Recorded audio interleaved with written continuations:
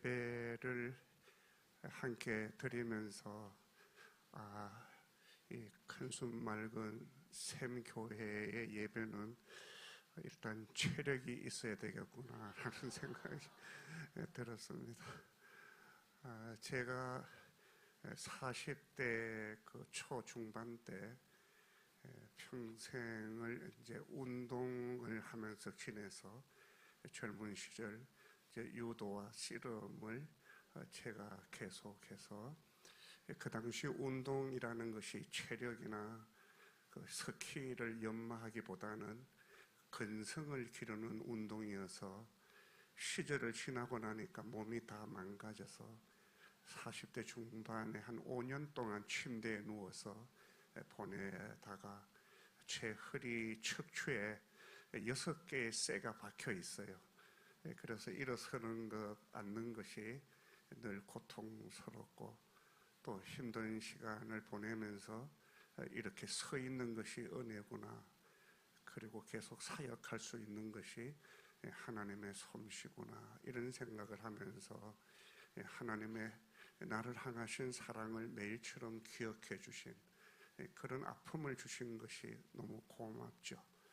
그런데 오늘 예배를 드리면서 고통스럽다 이런 것을 더 실감하게 하고 또 빼지르게 만드는 예배 기억하도록 하겠습니다. 주님의 날이죠. 주님의 날.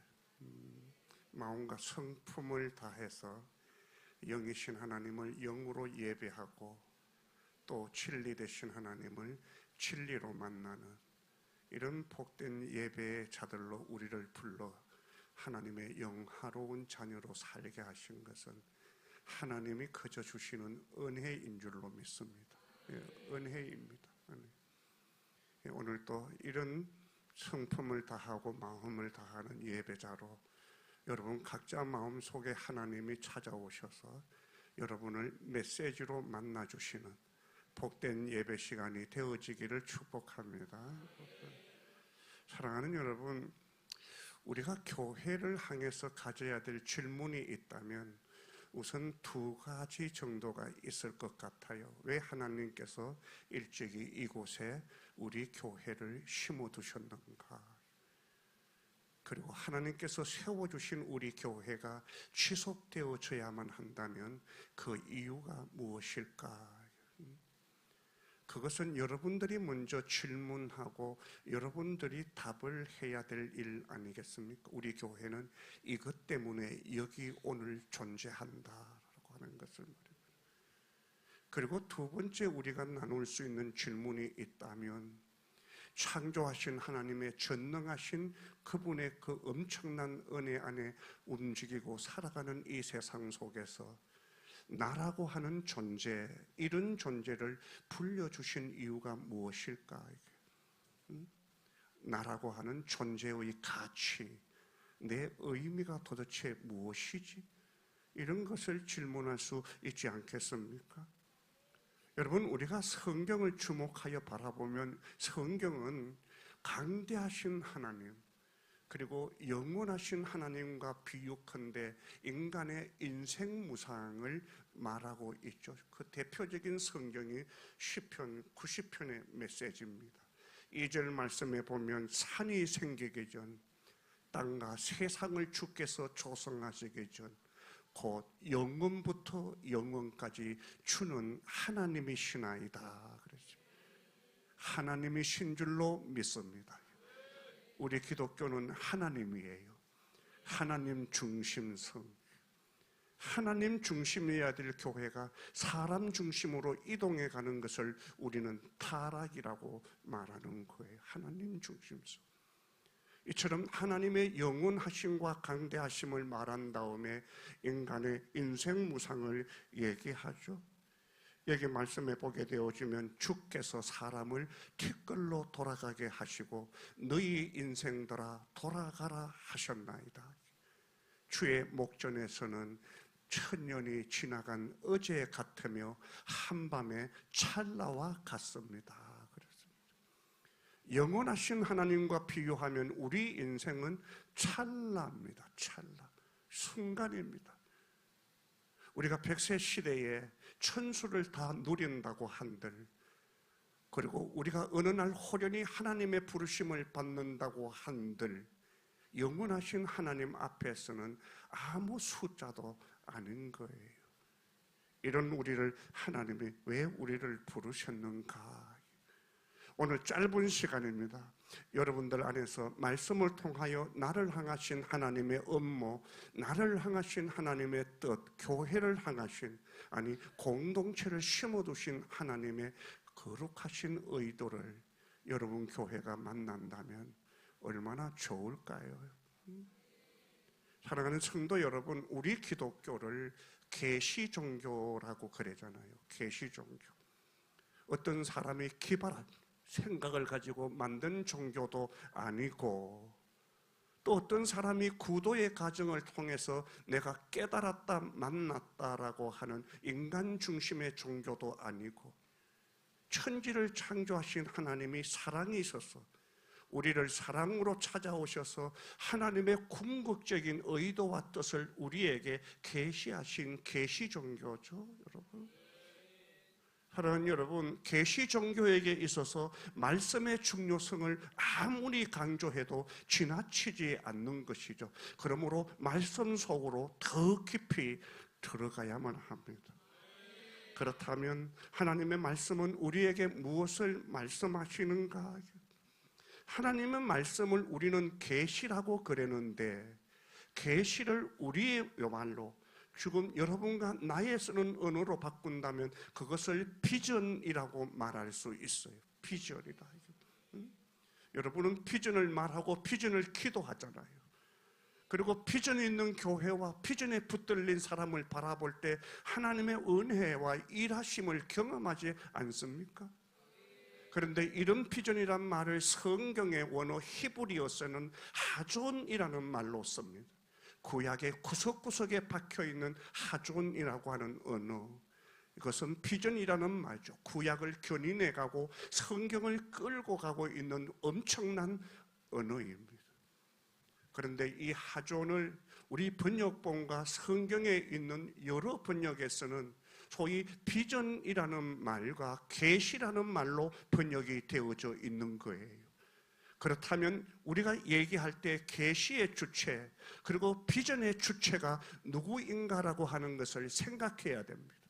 나 이런 비전 만났다, 내가 이런 비전을 붙잡았다라고 할 때 비전의 주체는 우리가 아니고 하나님이라는 사실을 깨달아야만 되는 것이죠. 비전의 주체는 목사님이 아니에요. 비전의 주체는 선교사도 아니고 교단의 어떤 지도자도 아니라 하나님의 비전인 줄로 믿습니다. 하나님의 하존이에요. 그래서 궁극적으로 우리는 계시록을 바라보면 이 세상과 열방을 향하신 하나님의 비전, 하나님의 하존, 세상을 창조하신 하나님이 열방을 통하여 예배와 영광을 받으시는 하나님의 하존의 성취를 계시록에서 경험할 수 있는 것 아닙니까? 하나님의 꿈은 반드시 이루어질 줄로 믿습니다. 그 비전이 나를 간통하고 여러분의 가정을 간통하고 여러분의 교회를 간통한다면, 아니 하나님이 창조하신 열방 가운데 이 비전이 간통하는 역사가 우리의 기도고 섬김인 줄로 믿습니다. 사랑하는 여러분, 그렇다면 하나님의 말씀, 하나님의 비전을 통해서 우리에게 궁극적으로 계시하고 있는 것이 무엇일까를 봐야 되지 않겠습니까? 복음주의 신학자 가운데 존 스토트라고 하는 귀한 거장이 계시죠. 제 젊은 시절 존 스토트 목사님과 함께 우리가 조국 땅을 맴돌며 메시지를 받으며 한국교회 강단에 많은 목회자들을 깨웠던 순간을 잊을 수가 없습니다. 존 스토트 목사님은 90년 동안 결혼도 하지 않으면서 말씀을 깊이 묵상하며 말씀의 통찰력을 우리에게 선물해 준 믿음의 선배고 스승이시죠. 존 스토트 목사님이 이렇게 말씀하셔요. 우리는 야훼 하나님을 수식할 수 있다. 우리는 하나님을 수식하죠. 그냥 야훼라고 말하지 않고 그냥 여호와라고 말하지 않고 공의의 하나님이시다. 하나님은 사랑의 하나님이시다. 긍휼의 하나님이시다. 하나님은 우리를 사랑하시는 은혜의 하나님이시다. 그분은 치료의 하나님이시며 전쟁의 왕이시며 그리고 우리와 함께 하시는 지존자시다. 우리는 하나님을 수식하죠. 여러분, 개인적으로 하나님의 만남이 각자가 틀릴 것이에요. 외로울 때 그분이 위로하시는 하나님을 경험하면서 하나님의 은혜 속에 급벌달릴 수도 있고, 때로는 내 연약함 때문에 그분 앞에 붙들려 하나님이 회복하심을 통하여 치료를 통하여 하나님을 경험할 수도 있고, 우리 각자가 하나님의 만남이 틀릴 수 있어요. 존 스토트 목사님은 이렇게 말씀하셔요. 누군가가 나에게 하나님을 수식하라고 허락한다면 나는 하나님을 더 리빙 가, 살아계신 하나님이시다. 이제 미셔너리 가, 선교의 하나님이시다. 살아계신 하나님은 선교의 하나님이시다. 그러시죠? 여러분, 그분이 선교의 하나님이시기에 자기가 창조하신 열방이 깨어지고 부사졌을 때 이 세상을 복원하기 위하여 아들 그리스도 예수를 이 땅에 파송하신 선교사 하나님이시죠. 그리고 열방의 복음과 죽음 또 열방이 온전하게 회복하기를 위하여 성령 하나님을 통하여 일하시는 하나님, 이 하나님은 선교의 하나님이신 줄로 믿습니다. 그러시죠. 존 스토트는 더 나아가요.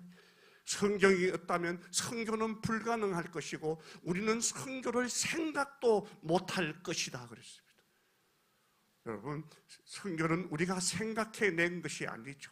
하나님의 말씀이 선교를 말씀하지 않았다면 어떻게 우리가 선교를 만날 수 있을까요? 그리고 이 선교가 하나님의 생각으로 우리에게 흘러 들어오는 것이죠. 그러므로 우리가 선교를 생각할 수 있는 것은 하나님께서 우리에게 하나님의 마음을 들려주시고 밝혀주시고 깨닫게 해주시고 그리고 구체적으로 그 하나님을 내 마음으로 만나 그분의 뜻을 섬길 수 있는 자들로 세웠기 때문인 것이죠. 존 스토트는 더 나아가서 이렇게 말씀하시, 우리에게 나가라는 명령도 성경 안에 있고 나가서 전해야 될 복음도 성경 안에 있고 나가서 전해야 될 방법도 성경 속에 있고 순종할 때 함께 하신다는 약속도 성경 안에 있다. 땅끝까지 복음 전해라. 그리하면 내가 너희와 항상 함께 할 것이다. 그렇죠?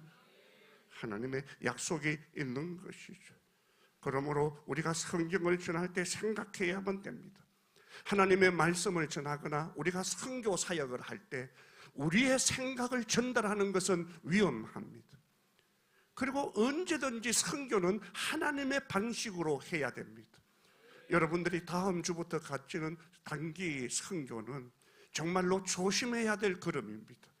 선교를 잘못 오해하면 가지고 있는 우리가 없는 그들에게 갑질하거나 유시하는 것을 선교라고 생각한다면 위험합니다. 선교는 하나님의 방식입니다. 하나님의 방식은 이것이죠. 겸손입니다. 겸손해야만 합니다. 우리가 마치 우리의 감정을 유시하듯이 선교 현장에 감정을 뿌린다면 어떻게 여러분들을 보내신 하나님의 뜻이 드러날 수가 있을까요? 너희 안에 이 마음을 품어라. 그리스도 예수의 마음이니 그는 근본 하나님의 본체시나 하나님의 영광을 내 것으로 취하지 아니하시고 낮아지셔서 우리처럼 되시고 십자가에 죽으심이라. 우리 스스로를 부인하지 않고는 할 수 없는 선교를 어떻게 우리를 고스란히 가지고 섬길 수 있단 말입니까? 하나님의 선교는 하나님의 방식으로 해야 되는 줄로 믿습니다. 이처럼 존 스토터가 성경을 선교의 큰 그림, 선교의 계시라고 해석했다면 그의 제자 크리스토퍼 나이트라고 하는 사람이 있어요. 그는 성경신학자면서도 구약학자면 그래서 존 스토터가 30년 동안 자신의 생애를 쏟아놓았던 그 일을 다시 이어받아 세상을 넷떡으로 묶고 복음적 열망을 불태웠던 귀한 사역자입니다.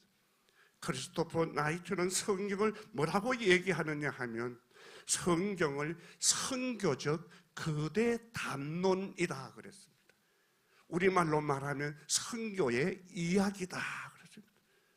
그러면서 그는 성경을 선교적 이야기로 해석하고 그런 방식으로 성경을 풀어가기 시작했습니다. 우리는 보통 선교라고 말할 때 약방의 간초처럼 등장하는 성경 구절 있잖아요. 마태복음 28장 18절에서 20절, 마가복음 16장 15절, 누가복음 오늘 본문 24장, 요한복음 20장 21절, 사도행전 1장 8절. 이처럼 성경 속에서 지상 명령 구절을 찾아가는 것은 성경은 여러 가지 주제가 있는데 그 중에 선교도 있다라고 하는 방식이고 시각입니다.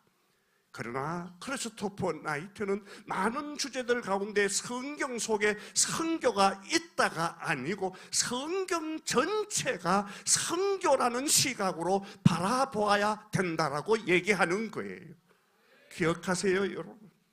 우리가 성경 속에 선교적, 성경적 근거, 그래서 성경 속에 선교가 어디 있나 뒤적거리고 보지 말고 애시당초 하나님께서 이 계시의 말씀을 우리에게 왜 주셨는가를 떠올려라. 하나님께서 우리에게 말씀을 주신 것은 세상을 구원하기 위한 하나님의 선교를 위하여 주신 메시지가 아니겠는가?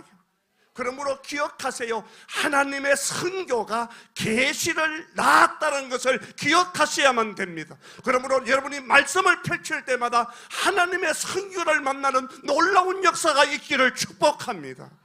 하나님의 선교 이야기다. 그러면서 오늘 여러분과 내가 읽었던 본문 말씀을 여러분이 주목하셔야만 합니다. 오늘 본문 누가복음 24장이죠. 부활하신 주님과 함께하는 성경 읽기, 그러니까 부활하신 주님과 함께하는 성경이라고 말하면 옳을 것입니다. 부활하신 예수님이 성경을 어떻게 해석했는지, 예수님의 해석에 근거해서 다시 성경을 보는 방법입니다. 예수님은 성경을 어떻게 보셨는가? 사랑하는 여러분, 성경은 두꺼운 책이잖아요. 여러분, 이 성경이 두껍지 않으세요? 들기가 힘들잖아요. 두꺼워요. 그러므로 두꺼운 책은 두껍게 이해해야 됩니다. 깊이 이해해야 돼요. 성경을 가볍게 이해해서는 안 됩니다. 쪽보고문화 사형리 정도로 성경을 해석하는 것은 성경에 대한 모독입니다. 깊게, 더 깊이 이해해야 됩니다. 그렇다면 이 두꺼운 책을 한번 생각해 보세요, 여러분.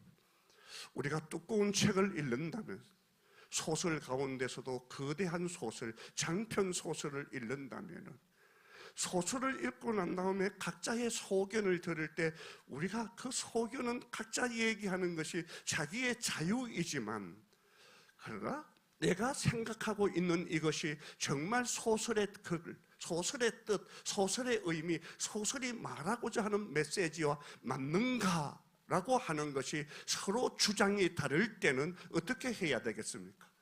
그것은 저자에게 가는 길밖에 없는 것이죠. 이것을 전지적 저자 시점 혹은 전지적 작가 시점이라는 말로 얘기하는 것이죠. 작가는 그 성경뿐만이 아니라 소설, 그리고 어떤 글들을 쓸 때 그 글에 등장하고 있는 인물의 덴데미와 그 인물을 통하여 주고자 하는 메시지를 저자의 머릿속에 다 있는 것 아니겠습니까? 그러므로 우리가 알다시피 우리 한국 사회에 가장 큰 장편 소설이 있다면 토지라고 하는 소설이 있잖아요. 여러분, 토지를 읽고 난 다음에 느낀 점이 같을 수가 없죠. 그러나 서로 다를 때 어떤 사람의 주장이 맞는가라고 할 때 작가이신 박경리 선생님에게 가야 되는데 그분은 오래전에 타계하셨기 때문에 여러분의 싸움을 마치게 할 수는 없습니다. 그러나 두 번째 태백산맥이라고 하는 엄청난 대하소설이 있죠.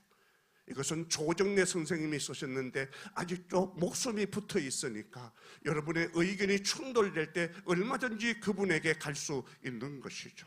그렇다면 하나님의 말씀은 누구의 책인가요? 여러분, 하나님의 성경은 1600년 동안 40여 명의 저자들을 하나님이 등장시키면서 기록된 성경 말씀이에요.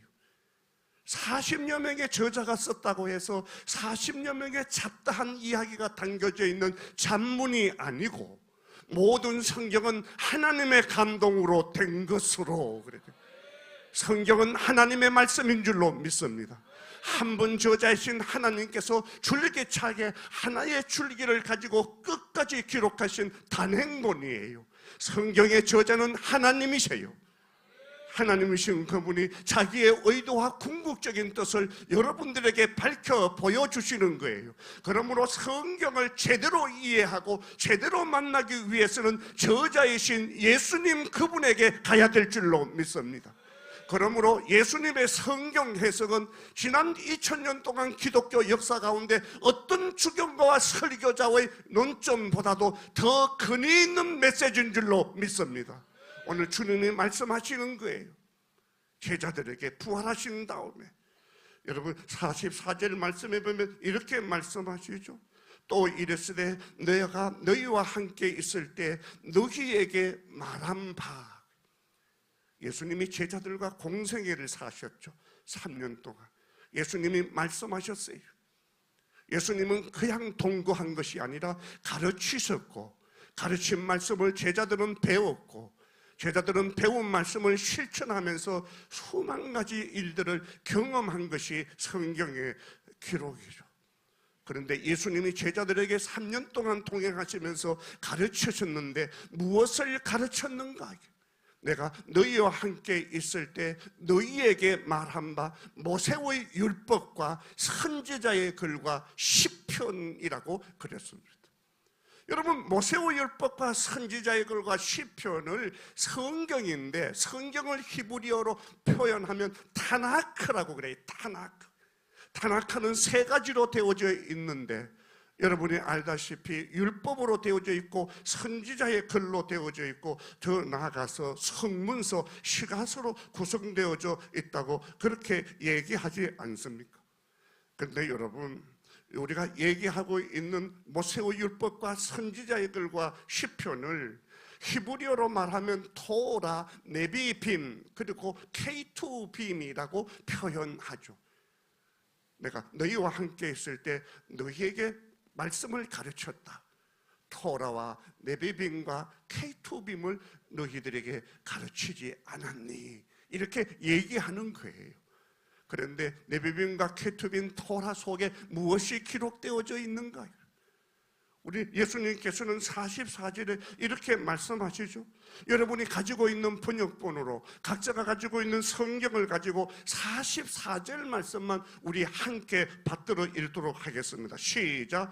또 이르시되 내가 너희와 함께 있을 때 너희에게 말한 바 곧 모세의 율법과 선지자의 글과 시편이 나를 가르쳐 기록된 모든 것이 이루어져야 하리라 한 말 이것이라 하시고, 모세의 율법과 선지자의 글과 시편은 나에 관한 것이다. 나에 관한 것이다.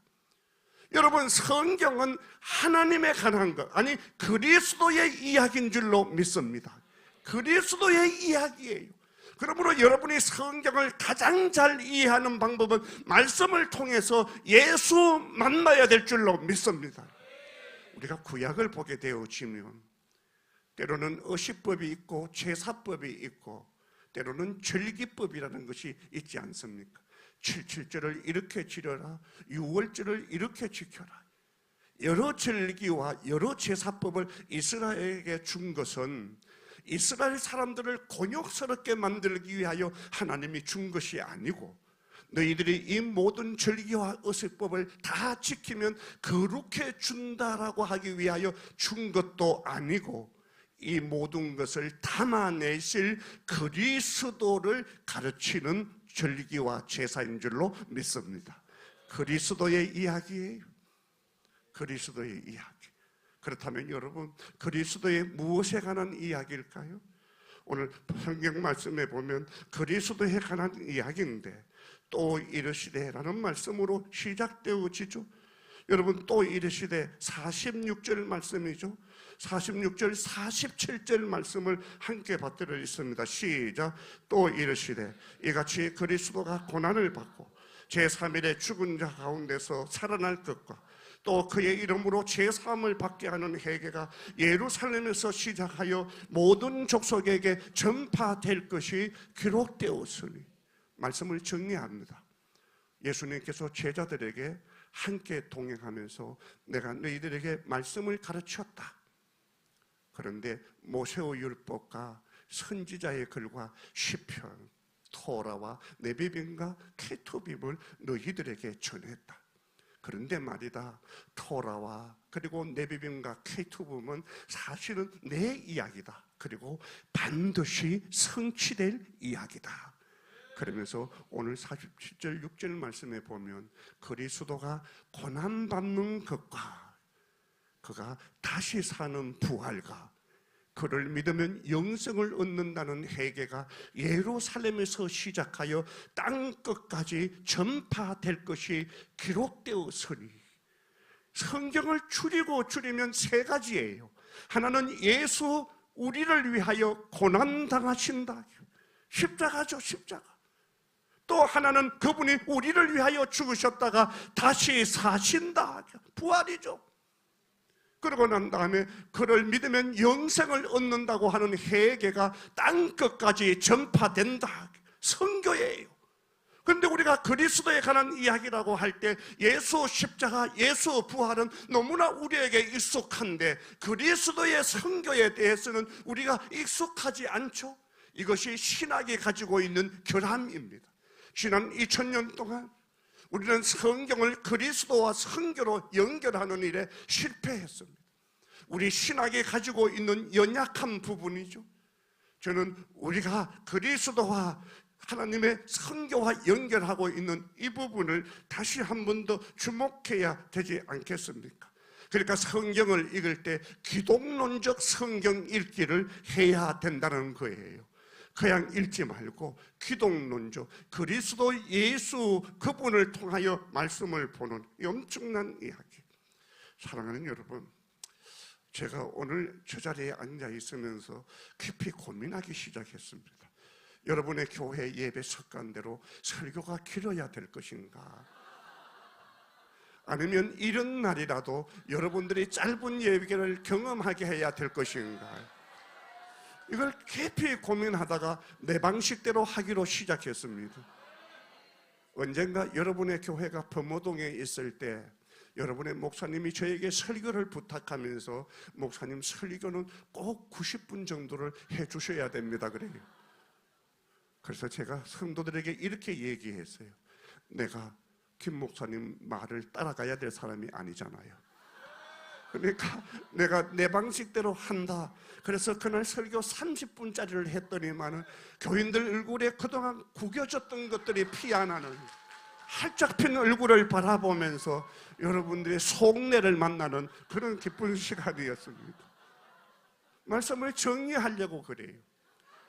하나님 여러분, 그리스도의 선교라는 말, 우리가 예수님과 교회 안의 관계 속에서 잘 사용하는 이야기가 아니지만 이런 이야기가 있어요. 예수님과 교회와의 관계 속에서 공유적 속성이라는 말이 있고 비공유적 속성이라는 말이 있어요.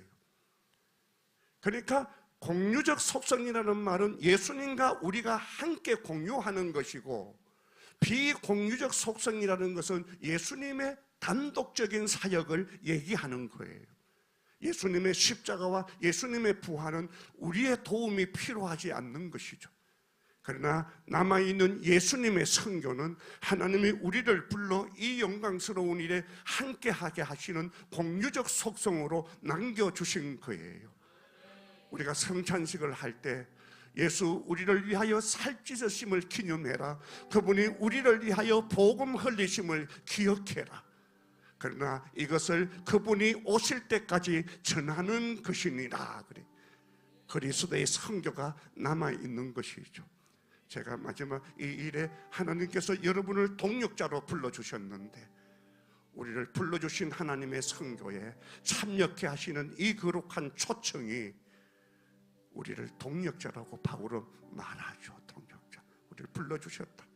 저는 최근에 이런 고민을 해요. 하나님의 선교, 하나님의 일을 하나님이 하신다면 내일 끝날 일인데, 이런 부족한 인간들을 불러 같이 하려고 하니까 세계 선교가 더디구나.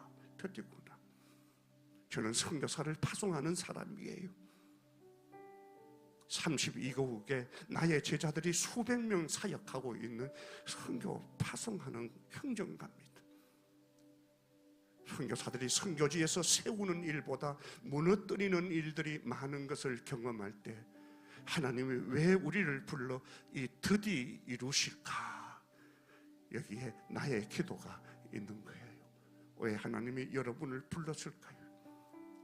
천지를 창조하시고 세상을 움직이시는 일에 하나님이 힘이 빠져서 여러분들을 의존하시는 하나님일까요? 말씀 한마디로 세상을 통치하시고, 하나님의 복음의 능력은 이루 말할 수 없죠. 여러분, 다시 한번 도전합니다. 복음은 사형리가 아니라 깊은 말씀인 줄로 믿습니다.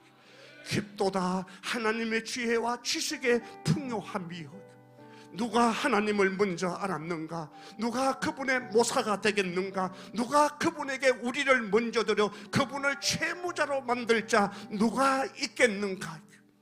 모든 것이 주로 나오고 주로 말미암고 주에게로 돌아갑니다. 영광과 찬송이 그분에게만 있을지로다. 우리를 불러 쓰시는 그 일에 동력자로. 제가 어릴 때 우리 어머니가 송편을 빚을 때 옆에서 내가 엄마 나도 이렇게 얘기하면 우리 엄마 날 보고 했어요. 순디가 손 씻고 와라. 그러면 손을 씻고 어머니 옆에 앉으면 어머니가 반죽을 뚝 띄워서 날 보고 송편을 빚으라고. 내가 만든 송편이 모양이 나오겠습니까? 쩌면 제대로 맛이 생기겠습니까? 어머니가 그 일 그들을 하고 나를 불렀을까요? 사랑하셔서 나를 낑가 주시는 것 아니겠습니까? 우리를 선교하는 일에 여러분을 불러 동력자로 삼으신 것은 하나님이 우리를 기대려고 그렇게 하시는 것이 아니라 사랑하셔서 낑가 주시는 줄로 믿습니다. 은혜예요. 은혜. 하나님의 사랑이에요. 반드시 이루어질 일인 줄로 믿습니다. 반드시 이루어질 일, 성취될 그 일에 여러분과 나를 불러 낑가 주시는 것은 그 은혜인 줄 알고, 그리스도 선교에 한 사람도 간중자 객석에 앉아있지 말고, 여러분의 삶을 낭비하지 말고, 전능자 영원하신 하나님, 그분이 인간 무상 아무것도 아닌 찰나와 같은 나를 불러 가장 영원하고 존귀한 이 일에 낑가 주시는 것이 사랑인 줄 알고 은혜인 줄 알고, 이 은혜를 붙들고 한 번밖에 없는 우리의 삶, 리허설이 없는 생애를 한 분이신 하나님을 향하여 낭비하지 말고 직선으로 옮겨가는, 그리고 하나님의 말씀으로 진금성부를 해나가는 복된 예배자들 되어지기를 주님의 이름으로 축복합니다.